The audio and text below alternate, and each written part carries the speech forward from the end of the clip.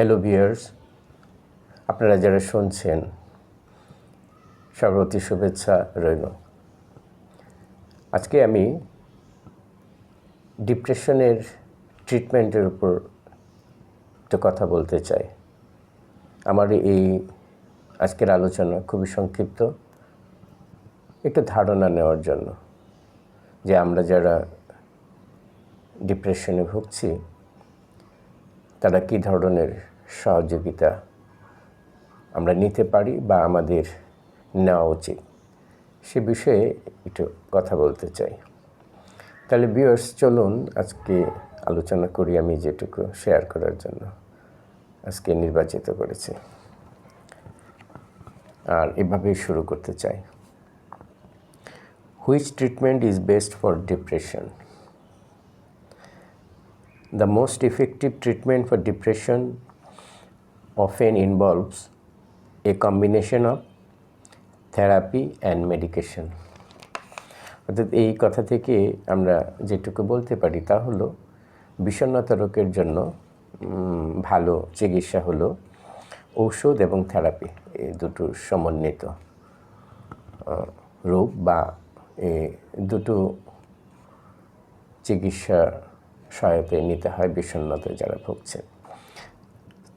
Therapy বলতে আমরা psychotherapy বুঝে থাকি, আর মেডিকেশন বলতে আমরা আমাদের দেশে যারা মনোরোগ বিশেষজ্ঞ আছেন, আমরা যাদেরকে সাইকিয়াট্রিস্ট হিসাবে আমরা জানি, তারা মূলত মেডিকেশনটা দিয়ে থাকেন। আমরা সেটাকে সাইকিয়াট্রিক ড্রাগ বলে থাকি। এই দুটো যে আমাদের চিকিৎসার উৎস বলি বা মাধ্যম বলি, এই দুটো সমন্বিত চিকিৎসা প্রয়োজন হয় বা চালিয়ে যেতে হয় বিষণ্ণতা থেকে মুক্ত হওয়ার জন্য। আর এই সাইকোথেরাপি মধ্যে যে চিকিৎসা পদ্ধতিটা সবচেয়ে বেশি ব্যবহৃত, যাকে আমরা বহুল ব্যবহৃত চিকিৎসা পদ্ধতি বলতে পারি সাইকোথেরাপির মধ্যে, তাহলে সিবিটি, কগনিটিভ বিহেভিয়ার থেরাপি, এবং অ্যান্টিডিপ্রেসেন্ট মেডিকেশনস আর ফ্রিকোয়েন্টলি ইউজড।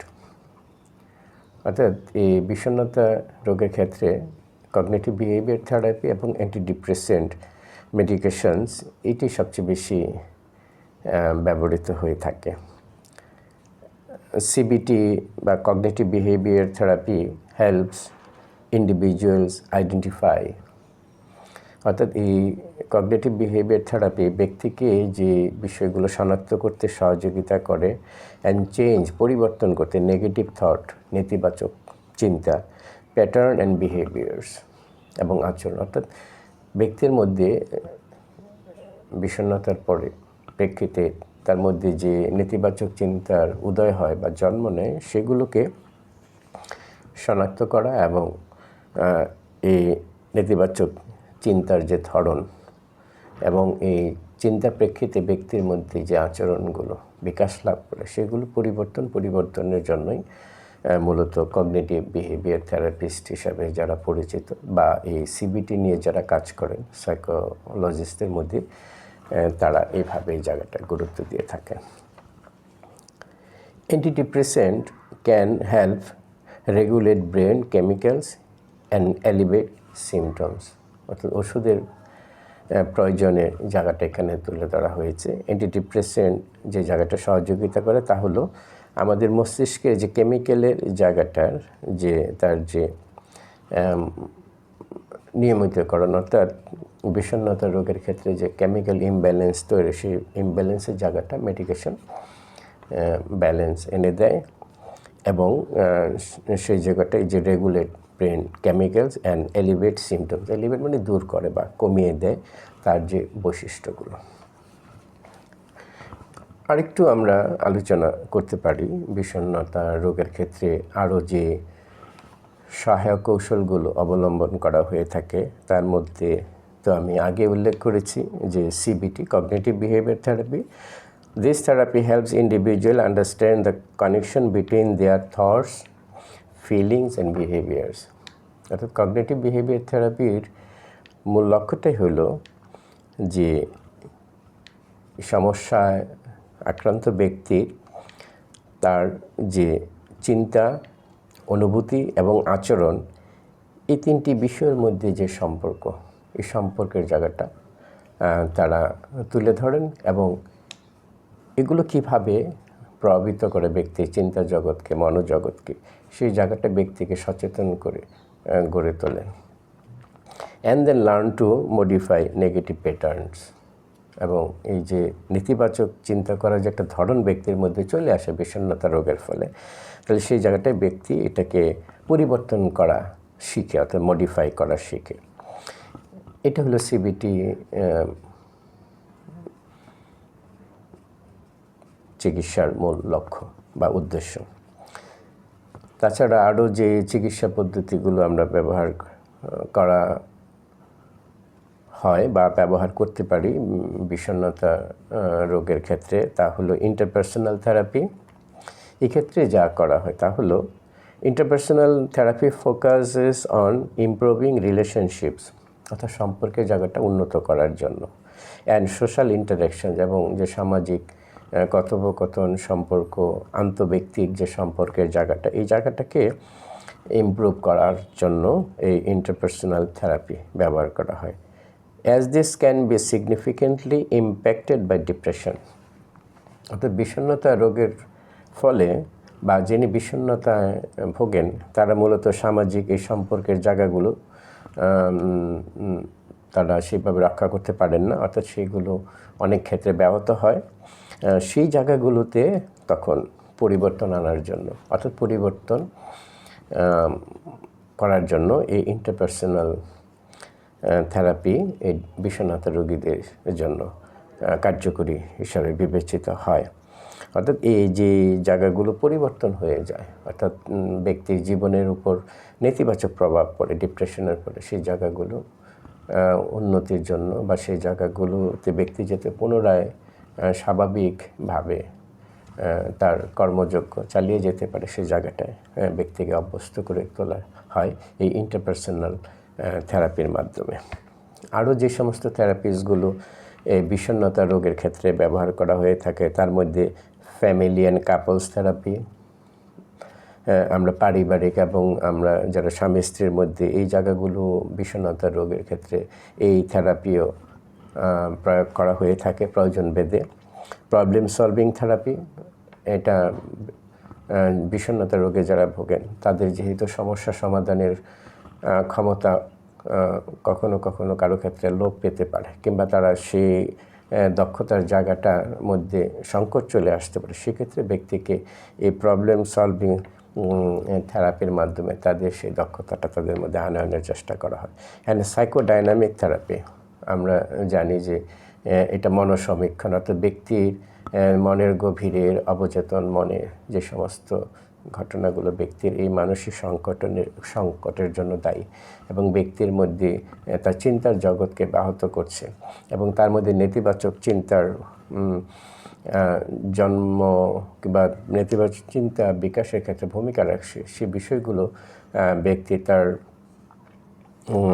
নিজের চেতনা, চিন্তা কিংবা দক্ষতা দিয়ে সেই জায়গাগুলো বিশ্লেষণ করার ক্ষমতা, আমরা যেটাকে বলি যে ইনসাইট, অর্থাৎ ইনসাইট গেইন করার জায়গাটা এক্সপ্লোর করা হয় এই সাইকোডাইনামিক থেরাপির মাধ্যমে। ব্যক্তি তার সমস্যার স্বরূপ বুঝতে সক্ষম হন এবং সমাধানের জন্য ব্যক্তি নিজে উদ্যোগী হন এবং সে সফলতা লক্ষ্যে পৌঁছার জন্য ব্যক্তি নিজেকে সেভাবে প্রস্তুত করেন এবং সেভাবে নিজেকে এগিয়ে নিয়ে যান।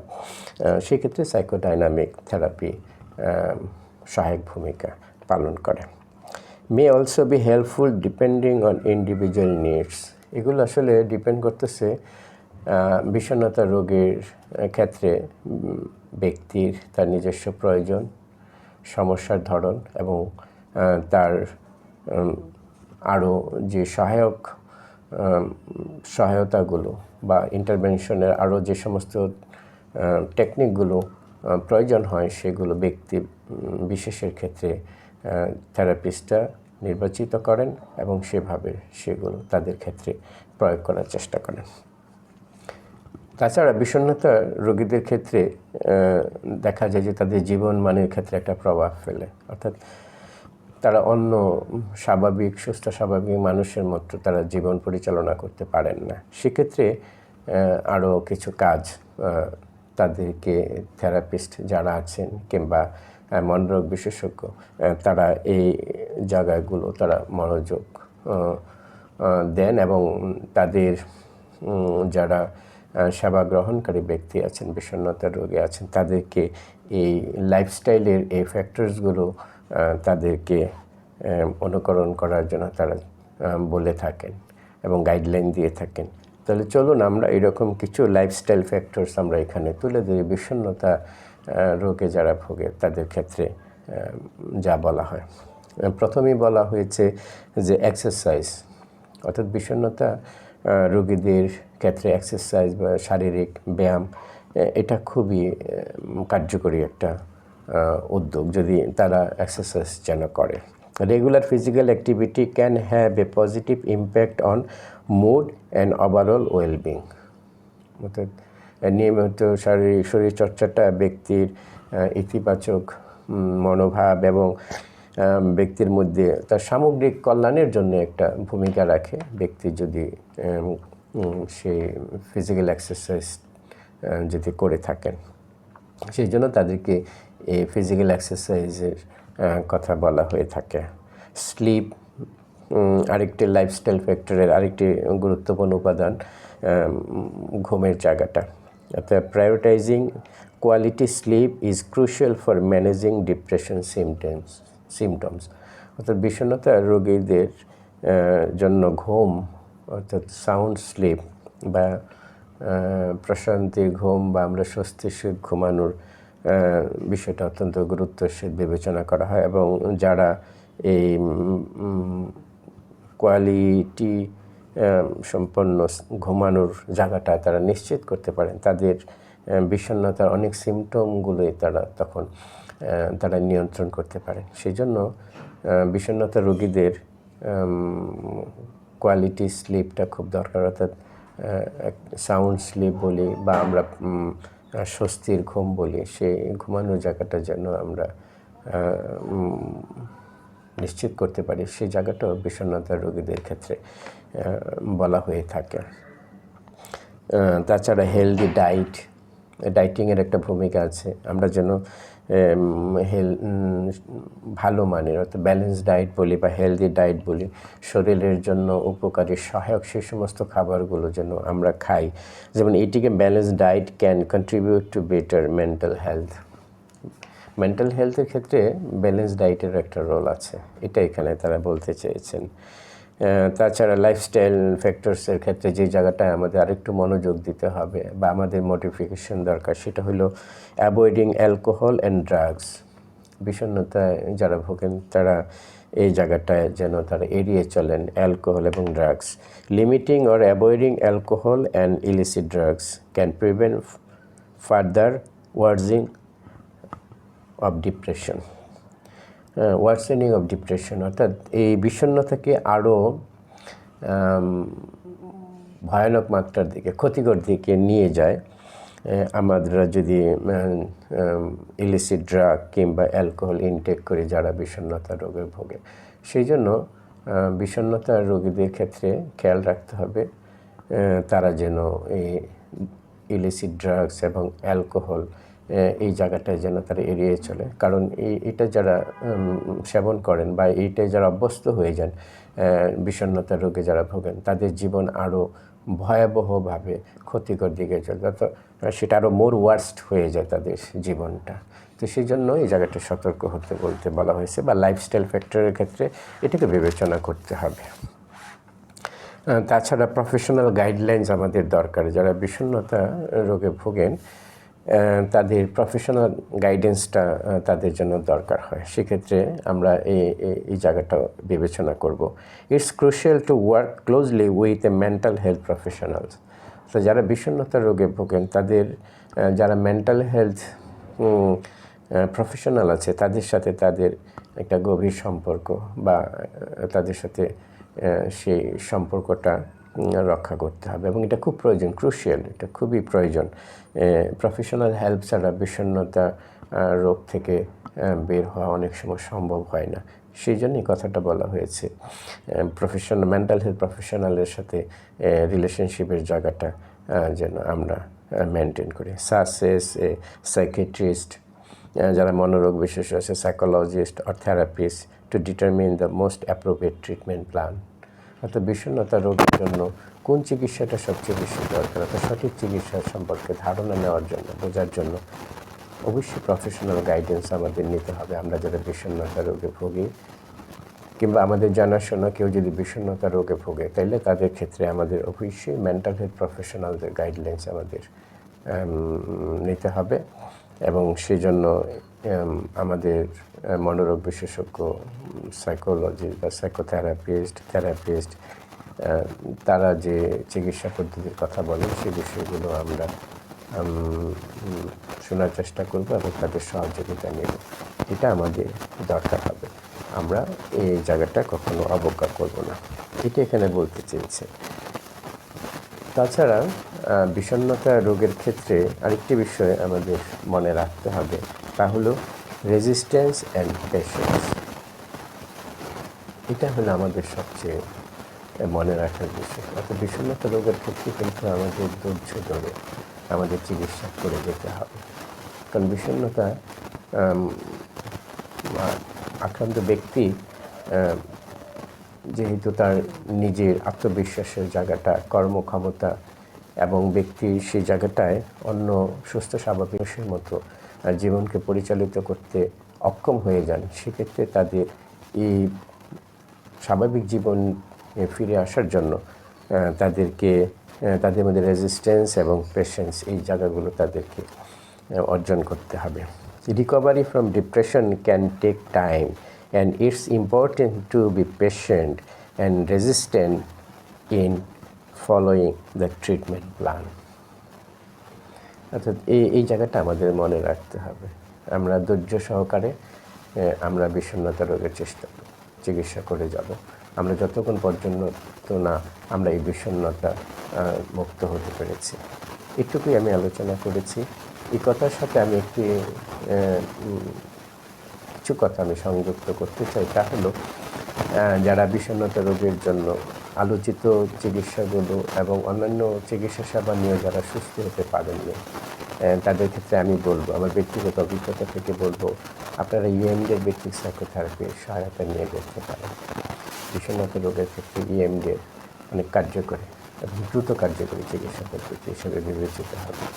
এবং যারা বিভিন্ন চিকিৎসা নিয়ে পরিপূর্ণভাবে সুস্থ হতে পারছেন না, কিংবা আপনারা চিকিৎসায় সেরকম করে আপনাদের প্রত্যাশিত ফলাফল আপনারা পাচ্ছেন না, তারা ইএমডি ভিত্তিক সাইকোথেরাপির সহায়তা নিয়ে দেখতে পারেন।